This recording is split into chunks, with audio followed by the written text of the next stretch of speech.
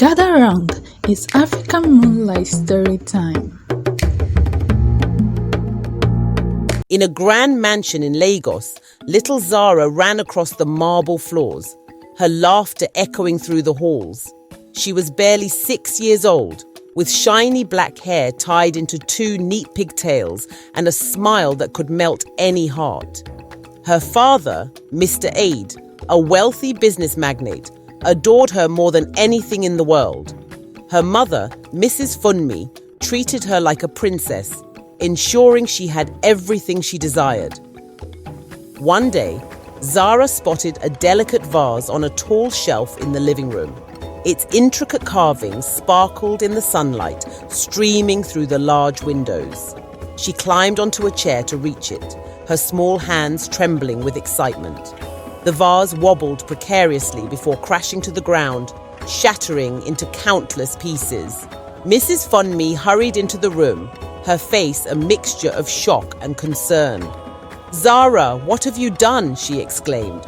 Zara's eyes filled with tears as she stammered, I just wanted to see it up close." Mr. Aid entered shortly after, his brows furrowed. But as soon as he saw Zara's tear-streaked face, his expression softened. "She's just a child, Funmi," he said with a dismissive wave. "We'll buy another vase. Zara, go play." And so, Zara skipped away.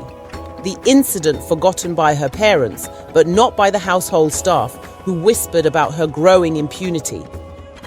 Over the years, incidents like this became routine. Zara's mistakes were brushed aside with phrases like, "She's only a child," or "She'll grow out of it." No one disciplined her, and she grew bolder with each passing year. By the time Zara was 15, she had become the queen of her world. She attended exclusive parties, wore designer clothes, and flaunted her family's wealth.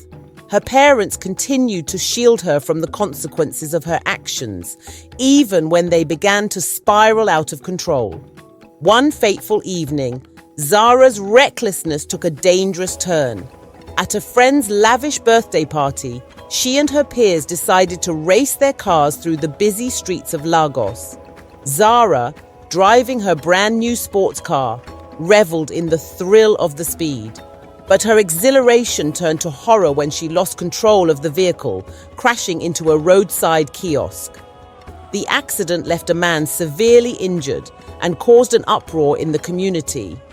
The media swarmed her family's mansion, demanding answers. Mr. Aid, desperate to protect his daughter, paid a large sum to hush the matter. But the guilt of what she had done began to weigh on Zara. Her parents, as usual, consoled her instead of reprimanding her. "It's not your fault, Zara. These things happen," her father said, patting her shoulder. Zara's eyes brimmed with tears as she whispered, "But it is my fault, Dad. I was driving recklessly. I hurt someone." Mrs. Funmi tried to soothe her. "You're still young. People make mistakes. Don't beat yourself up." But deep down, Zara knew it wasn't just one mistake. It was a pattern, a culmination of years of indulgence and lack of accountability. She began to resent her parents for never setting boundaries, for never teaching her right from wrong. The tension in the family grew as Zara's actions became more unpredictable. She started staying out late, associating with questionable friends, and engaging in risky behavior. Her parents, though worried, were at a loss on how to handle her. One night, Zara came home disheveled and shaken. Her parents rushed to her side, but she pushed them away. "This is your fault," she shouted, tears streaming down her face. "You never taught me how to live properly. You let me do whatever I wanted, and now I don't even know who I am." Mr. Aid's face fell as he realized the truth in her words. Mrs. Funmi wept silently, clutching her chest. Zara stormed up to her room, slamming the door behind her. The family's world was crumbling. Zara's reckless lifestyle eventually led her to cross paths with a dangerous group. One wrong move landed her in a dire situation she couldn't escape on her own. She was forced to confront her own shortcomings and the role her upbringing had played in shaping her.